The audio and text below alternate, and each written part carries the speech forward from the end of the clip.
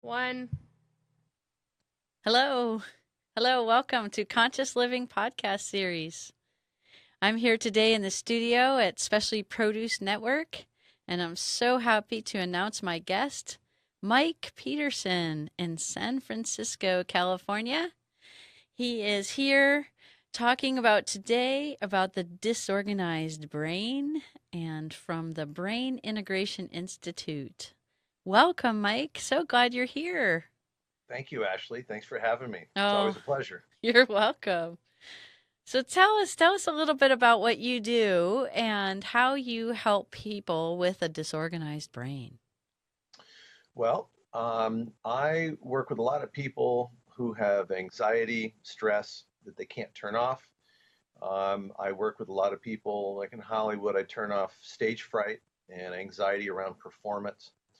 But I came to all that through working with people who had come out of war.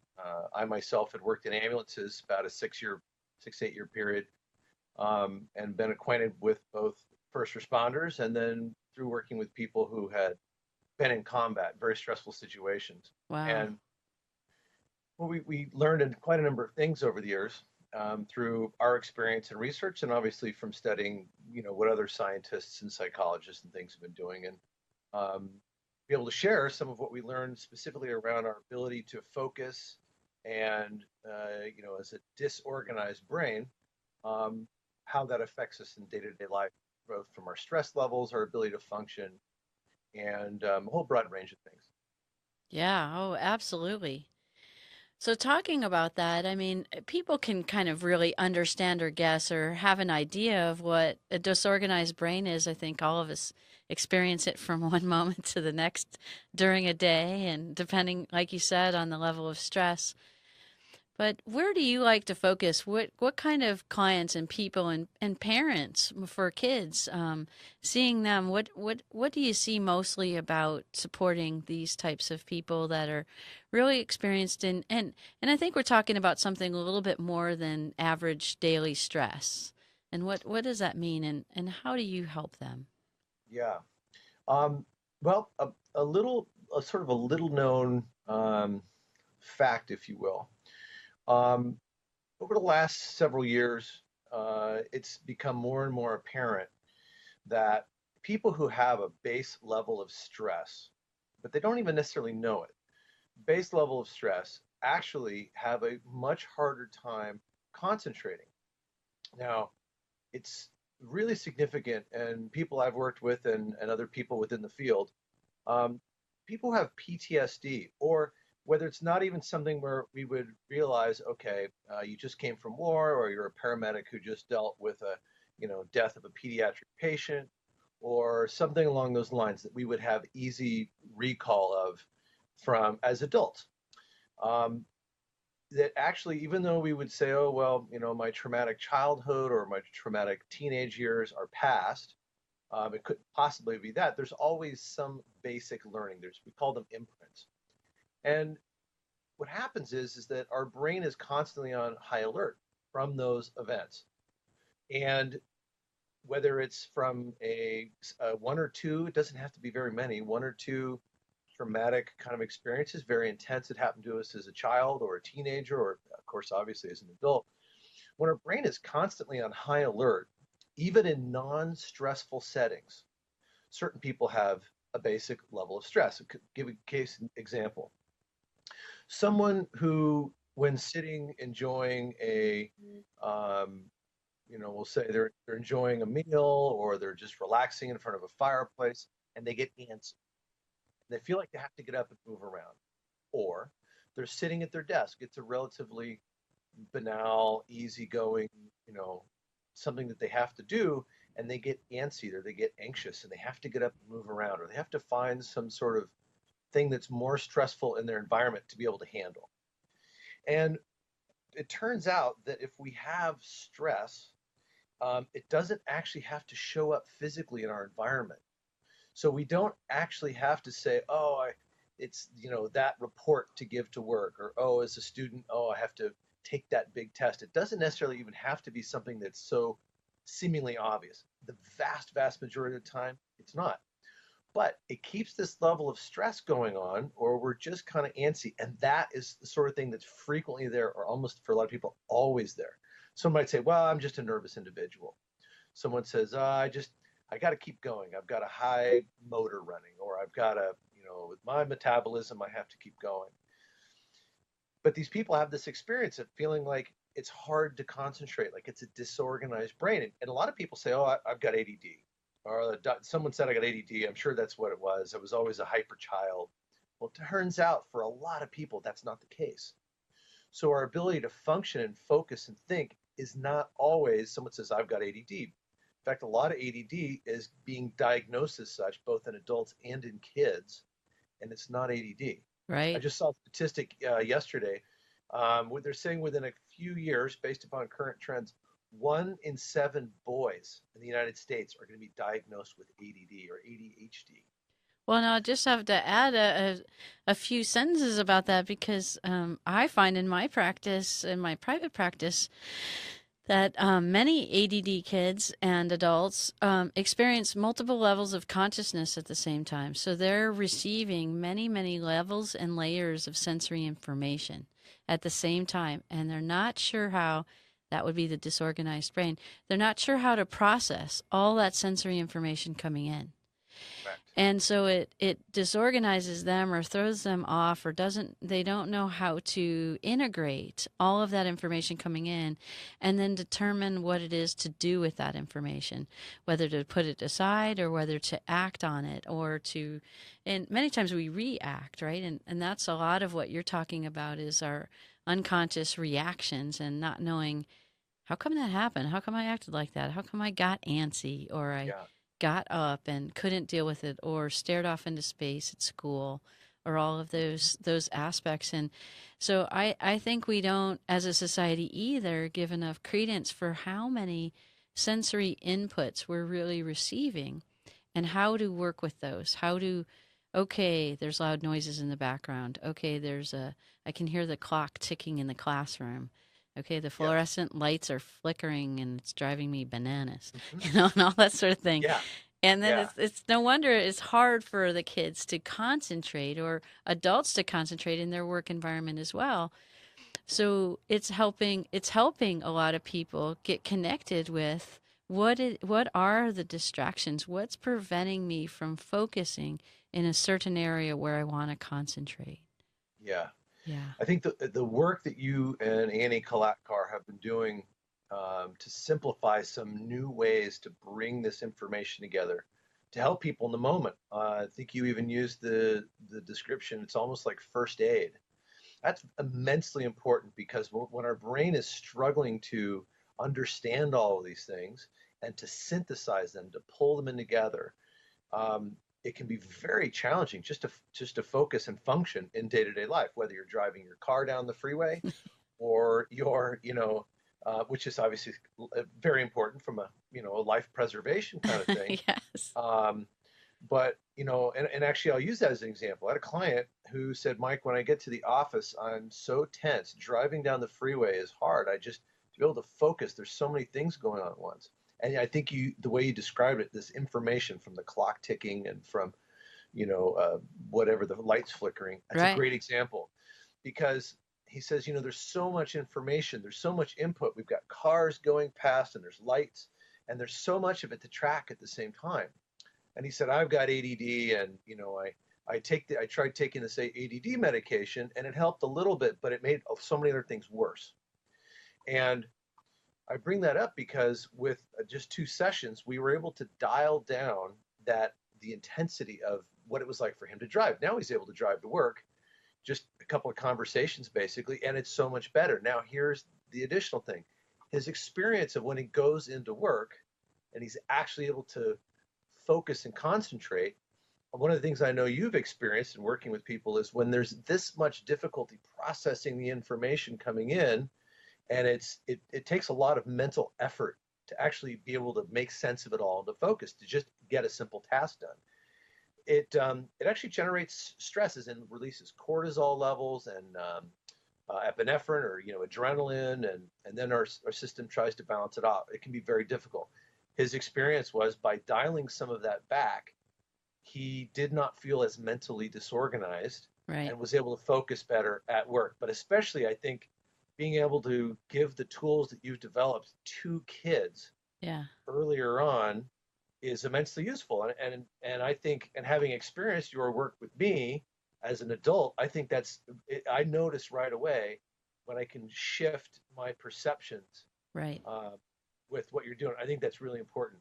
And Right. so I think it might be really useful to consider the distinctions. I'd love to hear what you say, your take on short-term shifts, like someone, a kid or adult, can generate right here in the moment versus a long-term shift. Right. Well, I think looking at ways that we get triggered and move into those states which you described as hypervigilance, Mm-hmm. or I call rumination or fretting, right? Mm-hmm. Worry, Yeah. concern, overwhelm. All of those states of awareness, that fret, that fright, that scared, that unsure, that doubtful, all of those states create absolutely disorganization in the brain and nervous system, the hormonal system, the endocrine system, immune system, our heart, our breathing Yes. Yes. stops, all sorts of things, even vital signs change, our blood pressure raises, and all different things happen. Mm-hmm. And I think when we can notice when we're in those moments of fright or fret or worry or concern or overwhelm or too much sensory information coming in, and I'm like, Yeah. my brain is spinning, right?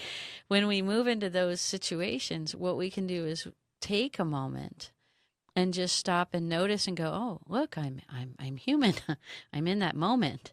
So I Yeah. take a moment and I take a deep breath. And some moments, maybe not while driving, but other moments we can maybe close our eyes for a brief second and kind of tune in and notice where we're at and go, it's going to be okay. And when we breathe, right, we let out some of that through that exhalation, we let out some of that pent up energy or frustration or irritation. And then we can move into those points of what perception is happening. So, for Mm-hmm. example, like when someone's driving, okay, I'm getting a lot of sensory information. I was feeling really open, empathically, or emotionally because something Mm-hmm. emotional was going on at home. And now I'm on the freeway and I'm feeling every rage, road rage person. And that can Yes. get overwhelming, right? And you say, okay, well, I'm going to let every road rage person just have their feelings. It's going to be okay. I don't Yeah. have to open to all of those feelings. I can come back to focusing on driving. And Yeah. that's, or in school, somebody might feel antsy and they may be wanting sensory information. So those are kids like that need proprioceptive in intake, right? And that's where they can raise their hand and advocate for themselves, let their Correct. needs met, and say, may I take a bathroom break? And when they go to the bathroom, they can jump up and down and spin or turn and turn Yes. their body back on, because and then we'll go into deeper reasons on why those things shut down, or we shut off, or we open too big and feel everybody's pain, all of those kinds of things. How we work with our body, our brain and nervous system, really is an aspect of how we're perceiving the world, how we take it all in.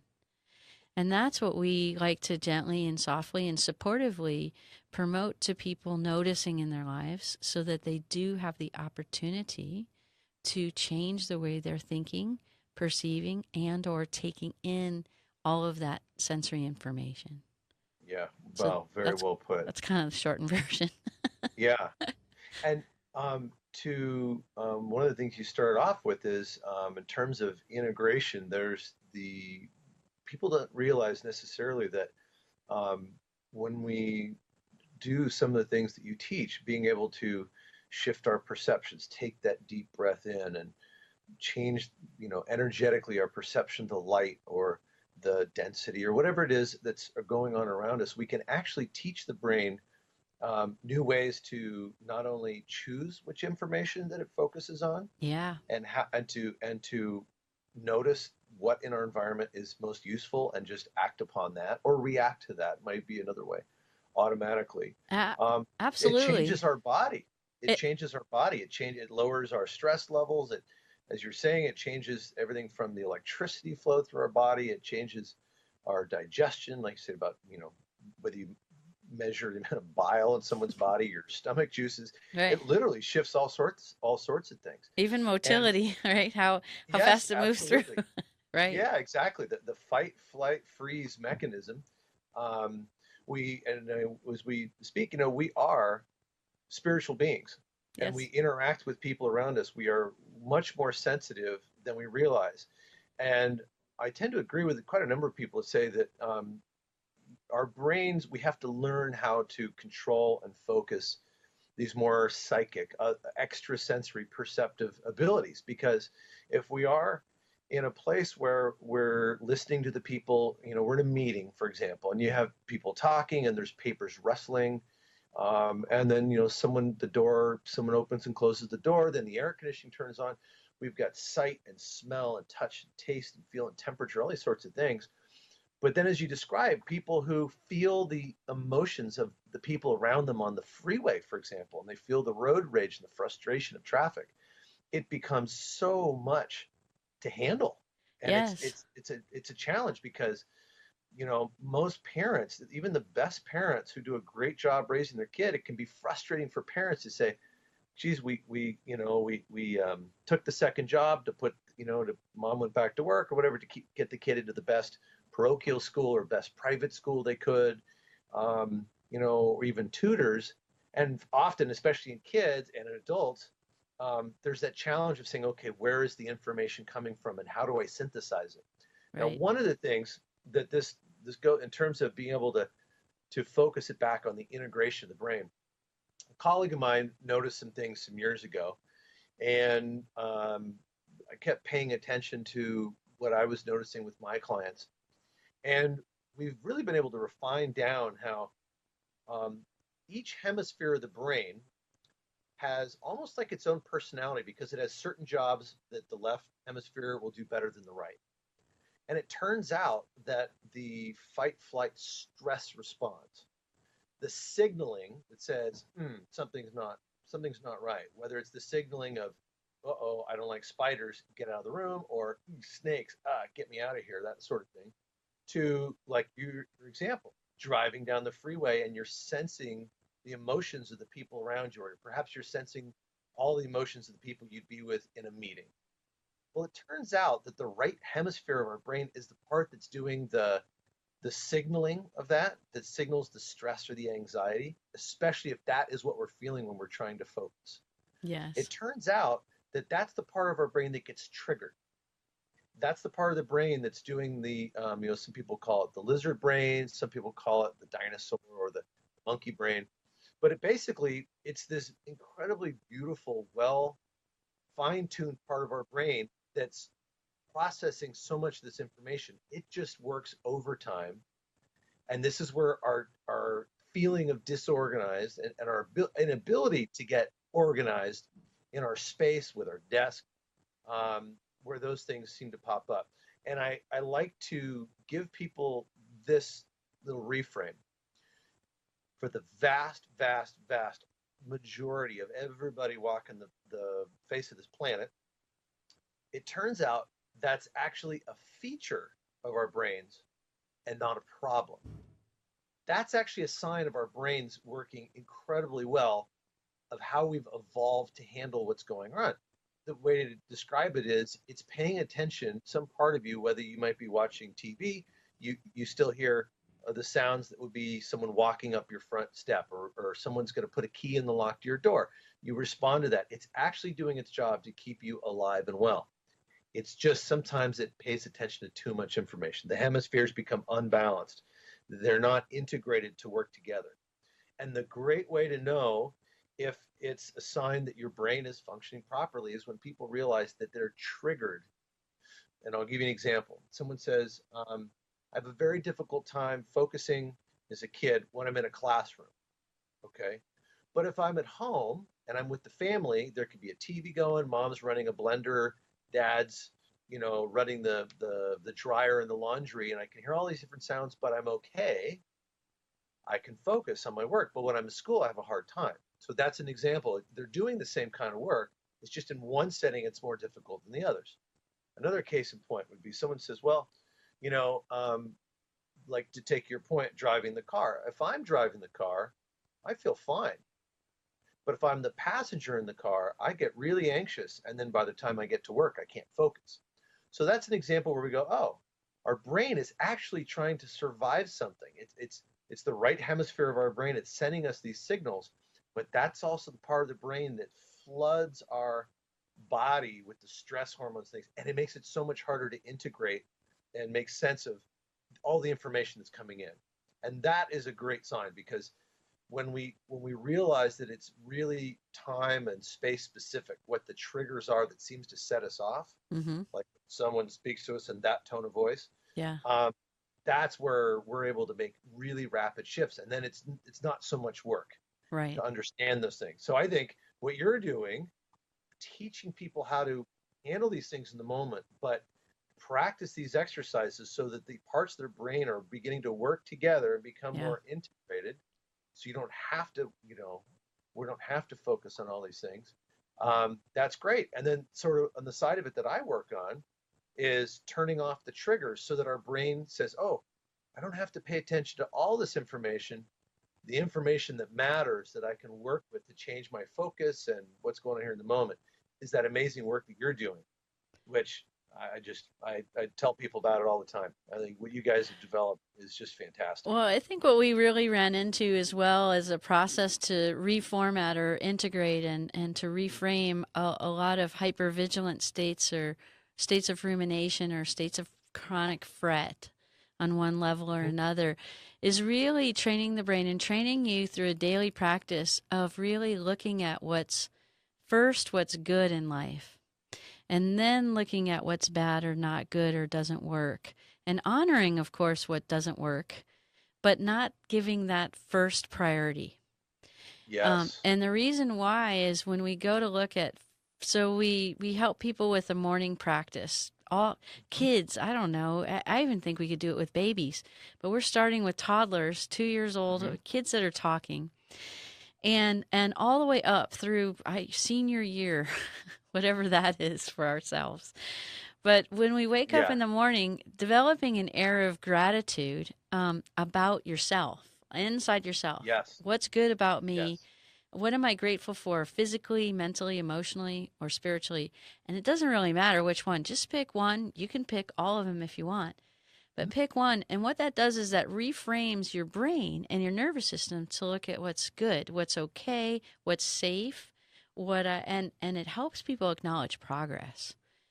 And Yes, it does. and then when they're grateful, and then look outside and be grateful for what's outside in our external experience, what we've manifested, what we've created, what we've co-created with others, right? And when we do that, that air of gratitude adds such a level of thankfulness.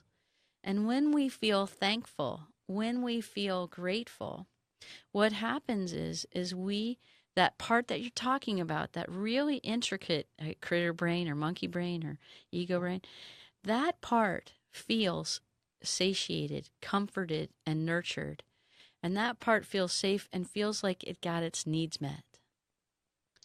Very When important. I Yeah. know, and when we feel our needs are met, then we can now we're looking through a filter of not of lack or not of scarcity or upset or irritation or doesn't work or Hmm. doubt, right? And it's looking through a filter through our eyes of okay, I can handle this. Okay. So then I ask everyone, or we ask everyone in it's called our psychic self care ebook.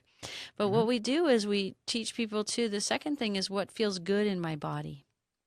Because most Yes. people, I don't know, I think around 90% of the population on the planet wake up, their eyes pop open, and the first thing they're thinking is what feels bad?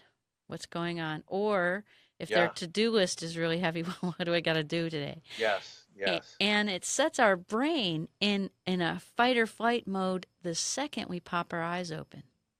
It does. And You're absolutely right. what we want to do here at the brain integration is help people reorient their perceptual stance and where are they coming from first and foremost when they wake up in the morning. And so what feels good in the body, and it's funny because I say even people that suffer from a lot of pain or suffering or a lot of issues physically, I said, okay, even do your nails feel good? Does your hair feel good? The Yeah. part that doesn't have nerves in it, right? We have to have happy follicles. Right. Or eyelashes, something like that. And so it's okay, but it trains the brain to look at what's good and to get that frame of reference going so that now the third step would be what doesn't feel good in my body. Okay, my knee hurts or my head hurts or I'm tired or I didn't get enough sleep. And when that happens is we want to honor what doesn't feel good. We want to correct it and bring that into balance, but we don't want that to be the first thing we think about so that we can Correct. frame our brain. Because now, when we're in a state of, I can do this, I'm grateful, I'm thankful, my needs are met, and I can meet these needs now of what doesn't feel good in my body. Yeah, absolutely. You hit the nail on the head, in the sense that one of the things that I've been teaching my clients and just sharing with people in general, two parts directly to your point. You said when we wake up in the morning, like 90% of us, our brain automatically goes to what's bad or what's wrong. Mm-hmm. Um, I think you might be even being excessively kind to people. I think it's actually pretty close to about 95, 97% of people, and here's why. Yeah. Um, the reason why, as humans, we look around the world. This world has evolved to suit humans. Yeah. The buildings suit humans and everything, not say dolphins or horses, or whales, very highly sentient beings, for example. Is partially, obviously, from an evolutionary story standpoint, um, you know, we've got hands and posable thumbs and fingers and all that sort of stuff. True. But it's because our brains have evolved to keep us alive in some very specific ways. And to your point, um, our brains have evolved so that it focuses on the problems that we do have or we do perceive so that it can change them. So if you imagine, if we go back to our caveman days, like 2 weeks ago, we go back to our caveman days, then if we were not concerned at, waking up, oh, there's rain coming down, it's freezing cold or ice, I don't need coverage, I don't need to go somewhere, we wouldn't think to go look for a cave for shelter. Well, the any animal or caveman and their family that did that obviously did not survive winter. They didn't survive. And so it's a sort of a crude analogy, but it shows that our brain has to focus on what doesn't feel right or seem right to generate more safety and stability. An example I use is that, you're sitting in San Diego and I'm in my office in San Francisco. At the moment, your brain and my brain, we're not suddenly paralyzed by fear or very, very upset that our little four-wheel drive Range Rover suddenly broke down. We're out in the savannas of Africa, just the two of us. There's no gas, and as the sun's going down, there's a pride of hungry lions. Hungry lions that's starting to sneak through the grass, and we can see them. This is a problem we don't have. Our brain focuses on the problems that it thinks we do have. If we went around getting upset about problems we don't have all day long, our ability to focus and create safety and stability in our life wouldn't have worked. So this has evolved over the years. So to something I said earlier, it's not necessarily a problem, it's a feature of our neurology. And Mm-hmm. what I've been sharing with excuse me, a client who teaches mindfulness and gratitude type meditations, and I taught her something, and she's been testing it out and with good results. And what it is, and for your viewers and people you work with, I call it supercharging gratitude. And basically, what it is, it's quite simple. You imagine something that you are grateful for. So if we wake up in the morning, as you've got people doing, you take out a list, you think, okay, what's something I'm grateful for? Now, it doesn't have to be something different every day. It doesn't matter at all, but something you're grateful for. It could be your marriage, could be your kids, your job, a wonderful new car you bought, the fact that your car is even reliable. All these things are really useful.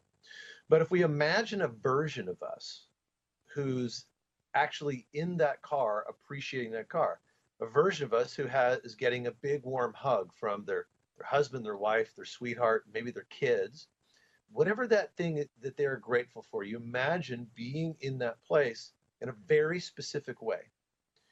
You imagine that you're actually in that person, that version of you. So we call this the Ashley who's getting a big hug from her daughter or her husband.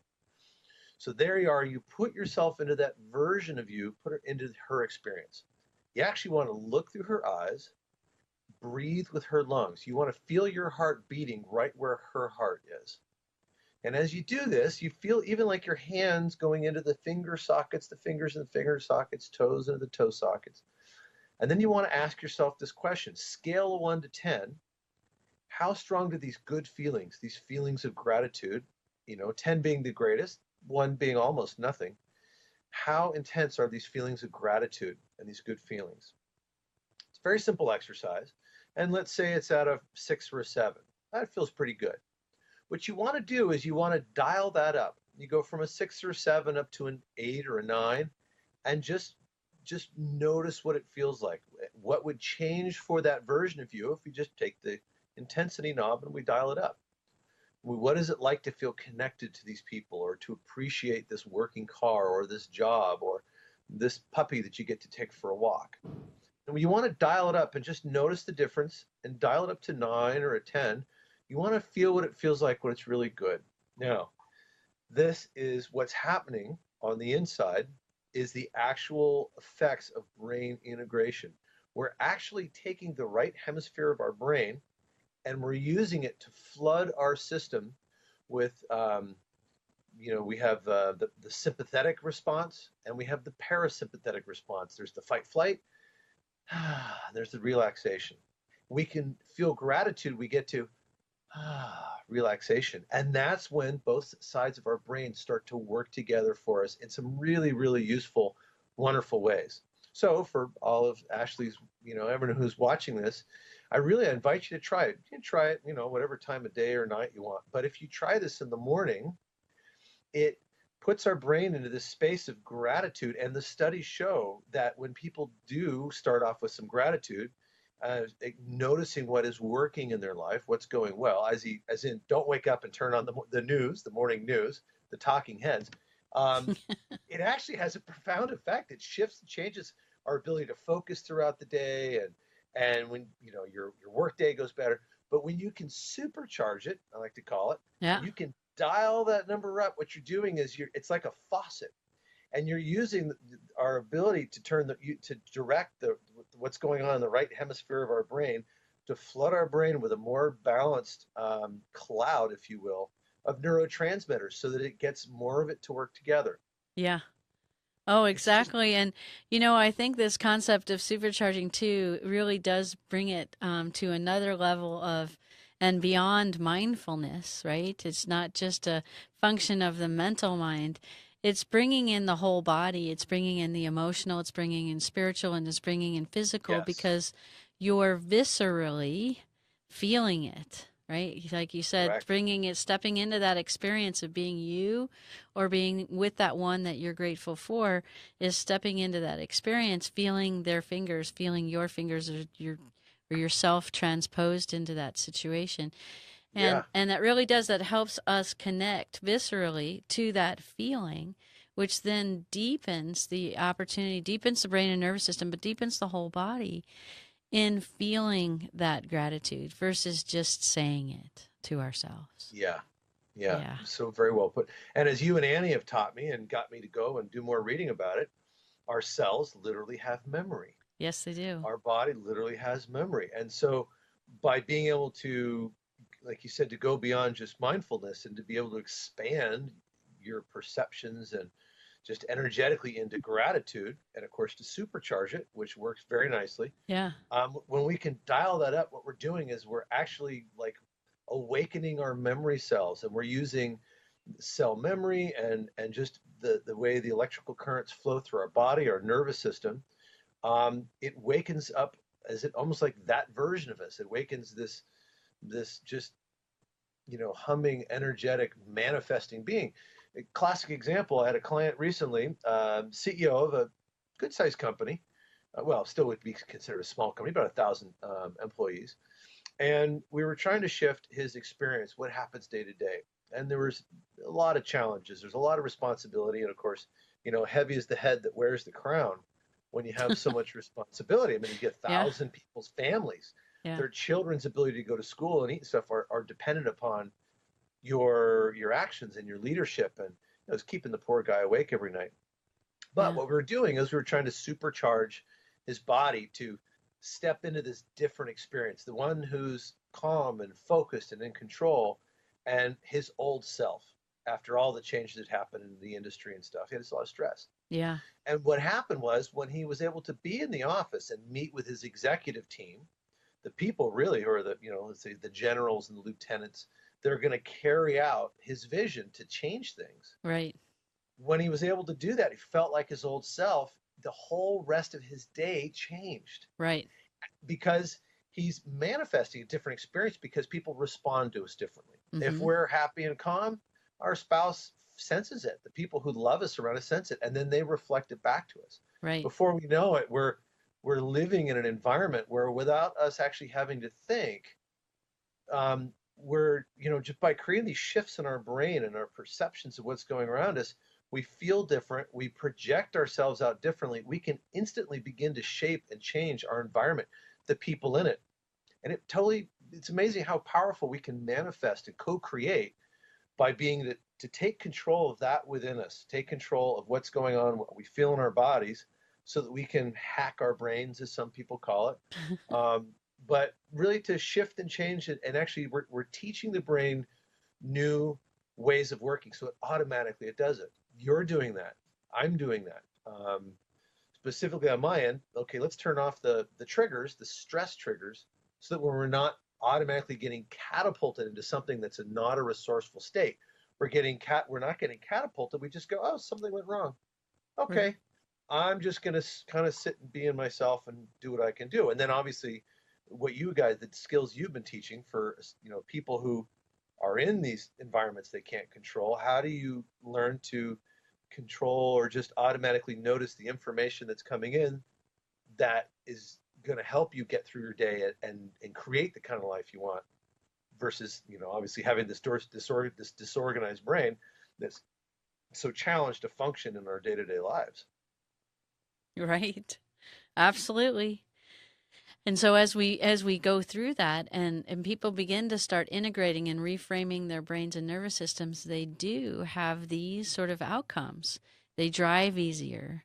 They participate in school easier, right? They run through their day easier. And when they have more ease, they have more peace. When they have more peace and more flow in their life, they feel more at ease. When they feel more at ease, they're less hypervigilant or less, scared or overwhelmed or fretting. And when Mm-hmm. they're doing that, their brain and nervous system, their immune system, their endocrine system, all of those systems inside the human body are become balanced. And we end Yes. up being healthier and healthier each and every day. And that's really our main goal, is to provide people deep levels of understanding about how to work with themselves so that they can promote this for their whole entire lives and have Yeah. these tools right there for them. You just described that so perfectly. Oh, thank you. when when we're able to make that series of transitions, we get to this place of peace and calm. The best decisions, as they say, in the cool light of day, Yeah, or the bright light, the bright light of day. When we're calm, we can think and, oh, that's what we want to do. We just sort of go do it. yeah, When we're calm and we're at peace, even if something goes wrong, you get a flat tire on your way to work, or okay, your kid gets sick and you got to change your day to go pick him up and bring him home and look after him, sort of deal. When all those things happen, we can be at peace with it. We're still able to feel good right. regardless of what's going on, which I always find is so amazing. The people who, things go wrong in their lives, maybe they don't have a whole lot of money, they're living a very humble, Mm-hmm. kind of upbringing, but they're happy. Right. And you can tell when someone's physically at peace with themselves. It's Yes. a remarkable thing. And that's what, for me, practicing what you've taught me, and obviously my own work, Yeah. turning off these triggers and things, it helps me enjoy my day-to-day life so much more. I mean, it's just so much more calm. And um, I just know that when I'm in that space, life is so much more enjoyable, even when something goes wrong, when life Absolutely. does have its stresses. We can be happy in the midst of chaos. It's not always maybe the happiest happy, but we can Yeah, choose to be happy in even those moments. And yeah, we do. We have lots of tools and opportunities and sessions and energy healing and lots. All of this is energy healing, by the way. yes, Even as we retrain and reframe our neuronal biology, as we yes. start to change it, that's all energy healing as well. And we have a psychic free ebook for you, a self care ebook that Oh, I think supports you in this is that. great. Yeah, We have blogs, we have articles, we have podcasts, we have videos, we have all kinds of tools for you to work with yourself, with your family, with your kids, with your coworkers, everyone that you relate to. I can't say enough good, I don't think, about the ebook that you and Annie Kalatkar put together. For any of your viewers here, your followers on Facebook or Instagram, all the places you get Ashley and her podcasts and her um, go to that website. It's free. You just give them your email and they'll email it to you, the link, and you can download it. It's pretty fantastic. I've Eh, been playing with and practicing some of the things, and I've gotten some clients that I've recommended to. Um, go do it. It's free. It's fun, and you It's start shifting things right transformational. away. Yeah. It really is. Shifts right It away and really it's is. transformational and it's really wonderful. I mean, our goal was to really help support people in really reframing a lot of these things so that when you come to us with deeper maybe more ingrained or more difficult in relating with other people or with your own self, that you're really, really ready to dive in and do the super duper deeper work that we do for people with in sessions, and so that you really can come out of the other end of that session work with really, really profound, lasting, lifetime changes. Yes. That's really our goal. Yeah. And we want to make the most of your time with us, and we really do value that. And so that's why we're putting this stuff out here for you to practice and learn and integrate and work with us, because we really do. We are here to help you have a peaceful, happy, and healthy lifestyle. Yeah. And to that point, um, if someone's curious to know, I know you graciously extend the same to your clients. If someone wants to know, okay, how would I know if what's going on for me is something that's getting triggered? How would I know if you know, Right? in terms of the stuff that I do? To anyone who wants to email or connect through the BII, the Brain Yeah. Integration Institute, I give a free 20-minute consultation. Yeah. So feel free, just over the phone, and we can chat and see if there's something that would be, Yeah. that I could offer you, or if that's the right thing for you, or if it's working with Ashley or Annie or one Yeah. of our other colleagues. Um, And we do collaborative work together too. On yes, many indeed. clients we've experienced, we have gotten even all three of us on a video conference to support clients Yes. when they needed many many points of views and many many Yeah. aspects of healings covered in a short period of time. Yeah. We've done that as well. So we're I very have seen the flexible, very open. miracles that you have. I have seen the miracles that you have helped people create in their lives. I vouch for that 112%. Yeah, well, mine as well for you and for all of us at the Brain Integration. We really do strive for that and really work diligently to create that for you. And thank you, Mike. Absolutely. And Anytime. Happy to be on. Happy to share and support. yeah, so keep sticking with us because we have more to share all the time. We're putting out new stuff all the time for you to work with through your healing process. So thank you, everyone. And thank you, Mike, for joining us today. And we'll see you soon. Till the next time. Thank you, Ashley. Bye bye.